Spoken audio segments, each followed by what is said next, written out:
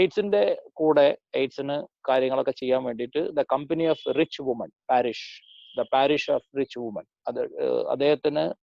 അദ്ദേഹം എപ്പോഴും കൂടെ ഉണ്ടായിരുന്ന ആൾക്കാർ ഒലീവിയ ഷേക്സ്പിയർ, ലേഡി ഗ്രിഗറി എന്നൊക്കെ പറഞ്ഞ വലിയ വലിയ പണക്കാരായ ആൾക്കാരായിരുന്നു ഇയാളുടെ പേട്രൻസ്. അവരൊക്കെ ചേർന്നിട്ടാണ് എയ്ഡ്സ് ഒരുപാട് കാര്യങ്ങൾ ചെയ്യാൻ പറ്റി. പണം കണ്ടെത്താനൊക്കെ സഹായിച്ചത് ഈ സ്ത്രീകളെ.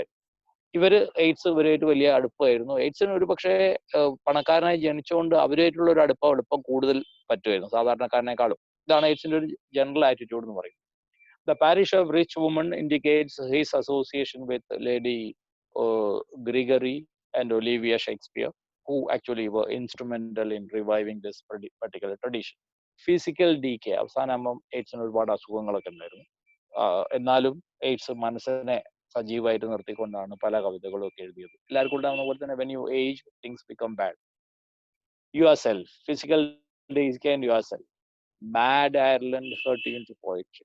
ഐറിഷുകാരനായതുകൊണ്ടായിരിക്കും. അല്ല, അയർലൻഡിന്റെ മാഡ്നസ്, അല്ലെങ്കിൽ അയർലൻഡ് എന്ന് പറയുന്ന രാജ്യത്തിന് ഒരു പൊളിറ്റിക്കൽ ഇൻസ്റ്റെബിലിറ്റി ഉണ്ടായിരുന്നു. എപ്പോഴും പ്രശ്നങ്ങളുള്ള സ്ഥലമായിരുന്നു.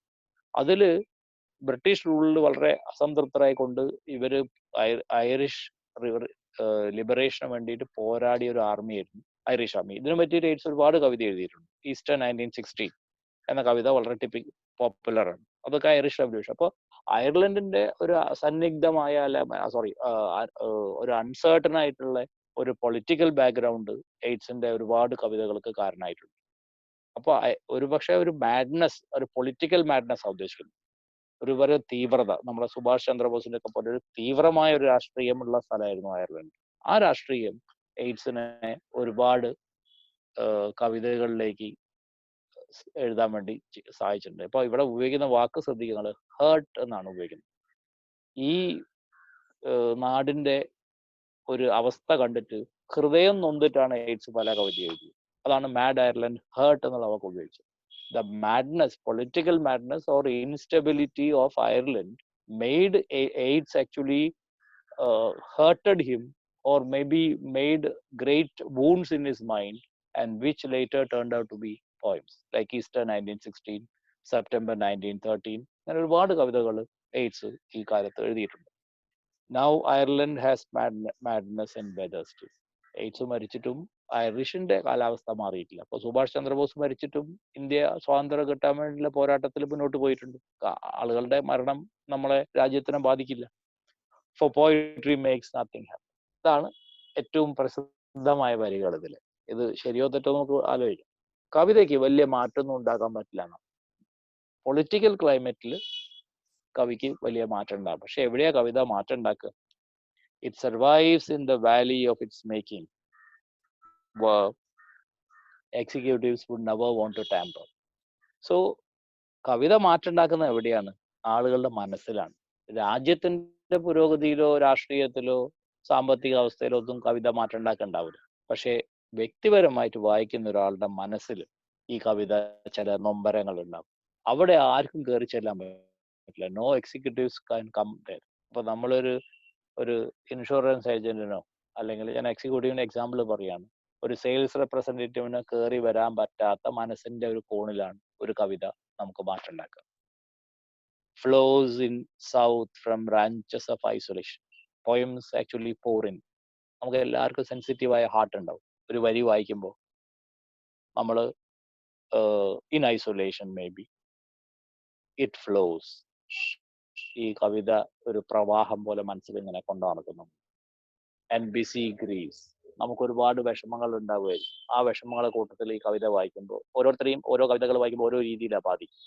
അനുഭവങ്ങൾ ഉള്ള ആൾക്കാർ, അനുഭവത്തിലൂടെ കടന്നു പോകുന്ന ആൾക്കാർ ഈ കവിത വായിക്കുമ്പോൾ അവർക്കൊരു പ്രത്യേക തരത്തിലുള്ള ഒരു വികാരം അല്ലെ ഒരു പ്രതികരണം ഉണ്ടാവും. അത് ഏതൊരാൾക്കും ഉണ്ടാവും. ഒരു പാട്ട് കേൾക്കുമ്പോൾ ചില ആൾക്കാർക്ക് ചില പ്രത്യേക പാട്ട് വലിയ ഇഷ്ടമായിരിക്കും. അതിന്റെ കാരണം എന്താണെന്ന് നോക്കിക്കഴിഞ്ഞാൽ പ്രത്യേക അനുഭവത്തിലൂടെ അവർ കടന്നു പോയിട്ടുണ്ടാവും. ഇതിനൊക്കെ ഒരു കാരണമുണ്ട്. അപ്പോൾ ഒറ്റയ്ക്ക് ഇരിക്കുമ്പോൾ ഐസൊലേഷനിൽ നമ്മൾ ഈ പാട്ട് കേൾക്കുന്നു, ഈ കവിത വായിക്കുന്നു, കഥ വായിക്കുന്നു, നമ്മൾ അതിനോട് ശക്തമായി പ്രതികരിക്കുന്നു. ഇത് പക്ഷെ നമ്മൾ എല്ലാവർക്കും അറിയണ്ടാവില്ല. അല്ല, എല്ലാവർക്കും ഒന്നും അത് അറിഞ്ഞോളുന്നില്ല. നമുക്ക് വളരെ പേഴ്സണൽ ആയിട്ടുള്ള ഒരു അനുഭവമാണ് സാഹിത്യം തരുന്നത് എന്നാണ് ഓർഡർ ഉദ്ദേശിക്കുന്നത്. Then row towns that we believe and die in, it survives. A way of happening A mouth. അപ്പോൾ ടൗണിന്റെ ലൈഫ്, നമ്മൾ ജീവിക്കുന്ന തെരുവിന്റെ ലൈഫ്, അതൊക്കെ അങ്ങനെ തന്നെ പോയതിനൊന്നൊരു മാറ്റം ഉണ്ടാകും. ഇപ്പൊ ബോംബെ സിറ്റിയിൽ ആര് മരിച്ചാലും മരിച്ചിട്ടേ പിറ്റേന്ന് രാവിലെ ട്രെയിനുകൾ ഓടി തുടങ്ങും, ആളുകൾ കയറിപ്പോവും, ലക്ഷക്കണക്കിന് ആൾക്കാർ അങ്ങോട്ടും കൊണ്ടുപോകും. എന്ത് മരണവും അതിനെ ബാധിക്കുകയില്ല. ഡബ്ബാവാല അയാളുടെ ജീവിതം രാവിലെ തന്നെ തുടങ്ങും. നമുക്കും അങ്ങനെ തന്നെ. നമ്മളിപ്പോ ഏത് കവി മരിച്ചാലും പിറ്റേന്ന് രാവിലെ നമ്മൾ സാധാരണ പോലെ എല്ലാ പണിയും ചെയ്യും. കവി മരിച്ചു വെച്ചിട്ട് നമുക്ക് ഒരു മാറ്റവും ലൈഫിൽ ഉണ്ടാവില്ല. പക്ഷെ എവിടെ ഉണ്ടാവും? It survives a way of happening A mouth. ഒരു ചെറിയ സ്ഥലത്ത്, ഒരു മനസ്സിന്റെ ഒരു ചെറിയ കോണിൽ ഒരു രണ്ടുപേര് കവിത അല്ലെങ്കിൽ ഒരു രണ്ടുപേര് പാട്ട് നമ്മൾ എപ്പോഴെങ്കിലും നമ്മളെ നാവില് അത് വരും, നമ്മളെ വായിൽ അത് വരും. അപ്പൊ അവിടെ കവി ഒരു ചെറിയ ഇടം നേടും. അല്ലാതെ ജനറലി ഒരു കവിക്ക് ഒരു എഴുത്തുകാരനോ ആരെങ്കിലും മരിച്ചു, ഇപ്പൊ സച്ചി എന്ന് പറഞ്ഞ സംവിധായകൻ മരിച്ചു, നമ്മളെ ലൈഫിലൊന്നും വലിയൊരു ഞെട്ടലൊന്നും ഉണ്ടായിട്ടില്ല. ആര് മരിക്കുമ്പോൾ തന്നെയാണ് സച്ചി മരിച്ചത്. പക്ഷെ അടുത്ത പ്രാവശ്യം നമ്മൾ അയ്യപ്പനും കോശി എന്നുള്ള സിനിമ കാണുമ്പോൾ ഒരു ചെറിയൊരു നൊമ്പര, ഈ ഡയറക്ടർ നല്ല ആളായിരുന്നല്ലോ എന്ന് തോന്നും. ഇതേ ഒരു ലൈഫിൽ ഒരു കലാകാരനോ ഒരു കലാകാരനോ ഉണ്ടാക്കാൻ പറ്റും. അല്ലാതെ ഈ കലാകാരനെ നമുക്ക് പേഴ്സണലി പരിചയമില്ലെങ്കിൽ നമ്മൾ അയാളെ മരണത്തിൽ പ്രത്യേകിച്ച് ഒരു ദുഃഖമൊന്നും നമുക്ക് ഉണ്ടാവും. നമ്മളന്ന് പരിപാടിയൊക്കെ കണ്ടു എന്നുള്ള പോലെ എയ്ഡ്സ് മരിച്ചു കഴിഞ്ഞാൽ സാധാരണ ലൈഫ് അല്ലെങ്കിൽ ജനജീവിതത്തിന് ഒരു മാറ്റം ഉണ്ടാകും. It happens as it is. ഇതാണ് ഞാൻ പറയാൻ കാരണം. ഇത് വളരെ ഫാക്ച്വൽ ആയിട്ടുള്ള ഒരു പോയാണ്. നേരെ മറിച്ച് കീറ്റ്സിന്റെ ഷെല്ലിയുടെ കവിതയിലോ മിൽട്ടന്റെ കവിതയിലോ ഒക്കെ പറയുന്നത് എങ്ങനെയാ വെച്ചാൽ, ഈ കവി മരിച്ചതോടുകൂടി തന്നെ പ്രകൃതി നിശ്ചലായി പോയി, ആളുകൾ നിന്നുപോയി, ആളുകൾ അങ്ങനെയൊക്കെയുള്ള രീതിയിൽ എക്സാജറേറ്റഡ് എക്സ്പ്രഷൻസ് ഉണ്ടാവും. ഇവിടെ അതൊന്നും എയ്ഡ്സ് പറയുന്നില്ല, ഓട്ടം പറയുന്നില്ല. എല്ലാം അതേപോലെ തന്നെ നടക്കും. വളരെ കുറച്ച് ആൾക്കാർ മാത്രം എയ്ഡ്സിനെ പറ്റി ആലോചിക്കും. വളരെ കുറച്ച് ആൾക്കാർ അയാളുടെ രണ്ടുപേര് കവിതയെ ആലോചിക്കും. ഇനി ഒരു കൊല്ലം കഴിയുമ്പോൾ ഒന്നാമത്തെ കൊല്ലത്തെ വാർഷികം വരുമ്പോൾ കുറച്ച് ആൾക്കാർ അതൊക്കെ ആഘോഷിക്കും. ഭൂരിപക്ഷത്തിനെ അറിയാതെ പോകും. അപ്പോൾ കോടിക്കണക്കിന് ആൾക്കാർ വരുന്ന സ്ഥലത്ത് 1% അല്ലെ അതിനേക്കാളും കുറച്ച് ആൾക്കാരോ മാത്രമേ ഒരു കവിയെ അത്രയൊക്കെ ഒരു കവിക്ക് ഒരു സ്പേസ് ഉള്ളൂ നമ്മളെ ലൈഫിൽ. ഇതാണ് എയ്ഡ്സ് ഉദ്ദേശിക്കുന്നത് രണ്ടാം ഭാഗത്ത്. അപ്പൊ എത്ര മഹാനായ കവി, ഇപ്പോ ഞാൻ പറഞ്ഞു ഈ 20ാം നൂറ്റാണ്ടിലെ ഏറ്റവും മികച്ച കവിയാണ്, എത്ര മഹാനായ കവിയായാലും ആ കവിതയ്ക്ക് ഇത്രയും പ്രസക്തിയുള്ളൂ. ഇനി ലാസ്റ്റ് പാർട്ടിലാണ് ഹോമേജ്. ഇത് വളരെ വേഗം ഞാൻ വായിക്കൂ, 5 മിനിറ്റോട് തീർക്കണം. ബാക്കി ക്വസ്റ്റ്യൻസ് ഒക്കെ നമുക്ക് അടുത്ത ദിവസം ചർച്ച ചെയ്യാം. Earth receive an honoured guest, William Yeats is laid to rest. ഇത് ഭയങ്കര കോൺവെർസേഷൻ ലാംഗ്വേജിലാണ് എഴുതിയത്, എല്ലാവർക്കും വായിച്ചാൽ മനസ്സിലാവും. Let Irish vessel lie emptied of its poet. എയ്റ്റ്സിനെ വലിയൊരു കപ്പലായിട്ട് കമ്പയർ ചെയ്യാണ്. ആ കപ്പലിൽ പെട്ടെന്ന് ഉറവ മാറ്റിപ്പോയി, ഇനി ഒന്നും ചെയ്യാനില്ല. Emptied of it's poetry. In the night Meyer of the dark dogs of Europe back. ഈ ഡോഗ്സ് ഓഫ് യൂറോപ്പ് എന്ന് പറയുന്നത് ഹിറ്റ്ലറേക്കാണ് റെഫർ ചെയ്യുന്നത്. സെക്കൻഡ് വേൾഡ് വാർ കഴിഞ്ഞിട്ടേ ഉള്ളൂ, അതിന്റെ റിപ്പർക്കഷൻസ് ഒക്കെ നടക്കുന്നുണ്ട്. 1930 എയ്ഡ്സ് മരിക്കുന്നത്. ഫസ്റ്റ് വേൾഡ് വാർ കഴിഞ്ഞിട്ടേ ഉള്ളൂ, സെക്കൻഡ് വേൾഡ് വാർ ബ്രൂയിയാണ്. അപ്പൊ അന്ന് അറിയാം യുദ്ധം വരും എന്നൊക്കെ ഉള്ളത്. അപ്പം തന്നെ യൂറോപ്പിന്റെ ക്ലൈമറ്റ് കുറച്ച് മോശമായി തുടങ്ങിയിട്ടുണ്ട്. And living nations wait each sequestered in its hate. ഇപ്പോൾ ഓരോ രാജ്യവും മറ്റേ രാജ്യത്തിന് സംശയത്തോടു കൂടി ദേഷ്യത്തോടു കൂടിയാണ് നോക്കുന്നത്. അങ്ങനെ രാജ്യങ്ങൾ തമ്മിലുള്ള പ്രശ്നങ്ങൾ പരിഹരിക്കുന്നതിന് പകരം സമാധാനമായിട്ട് പരിഹരിക്കുമ്പോൾ നമ്മൾ യുദ്ധം ചെയ്ത് പരിഹരിക്കാൻ ശ്രമിക്കുമ്പോഴാണ് സിറ്റുവേഷൻ മോശമാവുന്നത്. Intellectual disgrace. ഈ ബുദ്ധിയും വിവരവും ഉള്ള ആൾക്കാർക്ക് പരസ്പരം ഉണ്ടാവുന്ന ഒരു പ്രശ്നമാണ് മ്യൂച്വൽ റെസ്പെക്ട് ചെയ്യുക എന്നുള്ളത്. ഇപ്പോൾ ഞാനും പ്രേമാനന്ദും എക്സാമ്പിൾ എടുക്കുകയാണ്. ഇത് ഞങ്ങൾ അങ്ങനെയല്ല. ഞാൻ വിചാരിക്കും ഞാനാ വിവരമുള്ള ആള്, പ്രേമം വിചാരിക്കും പ്രേമനാണ്. അപ്പോൾ നമ്മൾ തമ്മിൽ കാണുമ്പോൾ ഞാൻ ഒരു പോയിന്റ് അധികം സ്കോർ ചെയ്യാൻ നോക്കൂ. അതുപോലെ ഒരു ഇന്റലക്ച്വൽ ആൾക്കാർ തമ്മിൽ ഉണ്ടാകുന്ന ഒരു പ്രശ്നം വെച്ചാൽ ഡിസ്ഗ്രേസ് ആണ്. You don't respect each other properly. ഞങ്ങൾ തിരിച്ചായിട്ടുള്ള ആൾക്കാരാണ്. We care for each other. Stares from every human face and the seas of pity lie locked and frozen in each I.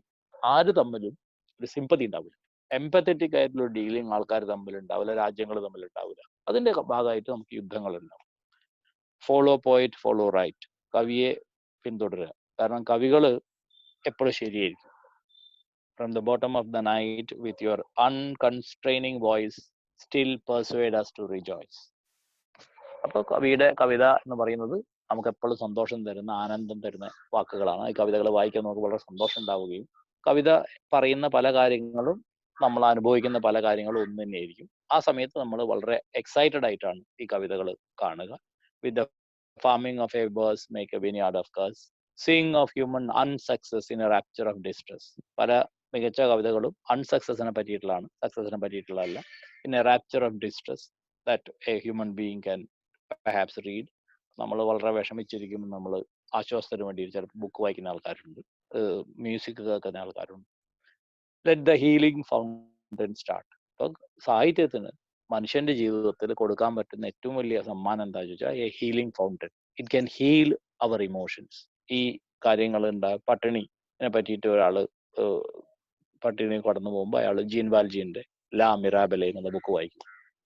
നമ്മളുടെ വിക്ടർ ഹ്യൂഗോ എഴുതിയിട്ടുള്ളത്. അത് പട്ടിണി തന്നെയാണ്. അപ്പൊ അത് വായിക്കുമ്പോൾ അയാൾക്ക് ഒരു ആശ്വാസം ഉണ്ട്. ഏത് സാഹിത്യത്തിനും നമുക്ക് ചെയ്യാൻ പറ്റുന്നത് ഈ ആശ്വാസം തരൽ മാത്രമാണ്. In the prison of his days teach the free man how to praise. ഈ സമയത്ത് ഓരോ മനുഷ്യനും അവനവന്റെ സെല്ലിനുള്ളിൽ അവന് അതിൽ നിന്ന് പുറത്തേക്ക് വരാനും തമ്മിൽ സ്നേഹിക്കാനും പഠിപ്പിക്കലാണ് യഥാർത്ഥത്തിൽ കലയുടെ ഉത്തരവാദിത്തം. എയ്ഡ്സും ചെയ്തത് അത് തന്നെയാണ്. ഈ തമ്മിൽ തല്ലുന്ന ആൾക്കാർ തമ്മിൽ, അതായത് തന്നെ തനിക്ക് ഇഷ്ടപ്പെടാതെ മോൺഗോൺ കല്യാണം കഴിച്ച മാക്ബ്രൈഡിനെ പോലും നന്നാക്കി പറഞ്ഞുകൊണ്ടാണ് എയ്ഡ്സ് പല കവിതകളും എഴുതിയത്. അപ്പോൾ ഒരു ഫ്രീ മാനെ എങ്ങനെ പ്രൈസ് ചെയ്യാം, എങ്ങനെയാണ് ആളുകളെ റെസ്പെക്ട് ചെയ്യേണ്ടത്, അങ്ങനെയാണ് ആൾക്കാരെ, ഇതാണ് സാഹിത്യത്തിന് ചെയ്യാൻ പറ്റുന്നത്. ഒരാളുടെ ജീവിതത്തിൽ, മനുഷ്യന്മാരുടെ ജീവിതത്തിൽ സാഹിത്യത്തിന് ചെയ്യാൻ പറ്റുന്നത് എന്താ ചോദിച്ചാൽ it can make people better, it can make people accommodate others. ഇങ്ങനെ ഒരു വലിയ കാര്യമാണ് സാഹിത്യം ചെയ്യുന്നത്. അല്ലാതെ ഒരു കവിയുടെ മരണം കൊണ്ട് ലോകത്തിൽ മറ്റു മാറ്റങ്ങളൊന്നും ഉണ്ടാവുന്നില്ല. ബട്ട് ആളുകളുടെ ജീവിതത്തിൽ, ആളുകളുടെ സെൻസിബിലിറ്റിയിൽ ചെറിയൊരു മാറ്റം വരും. ഇത്രയാണ് ഒരു കവിക്ക് ചെയ്യാൻ പറ്റുന്നതെന്നുള്ള വളരെ ഫാക്ച്വൽ ആയിട്ടുള്ള ഒരു കവിതയായിട്ടാണ് ഈ കവിത എനിക്ക് തോന്നുന്നത്. Okay, so details will have next time. Right Prem, are you there? I'm here, Prashant. Yeah, I took a long time, I think. Almost 1 hour 10 minutes. 1 hour. I told you yesterday that I'll take time. True. And I was just thinking, ഇത് Vijayaram sir എനിക്ക് class എടുത്തതായിരുന്നു. But at that time I really did not understand much. Now I've really understood the whole part. Oh, right. Oh, yeah. That's Thank you. Now, questions are welcome.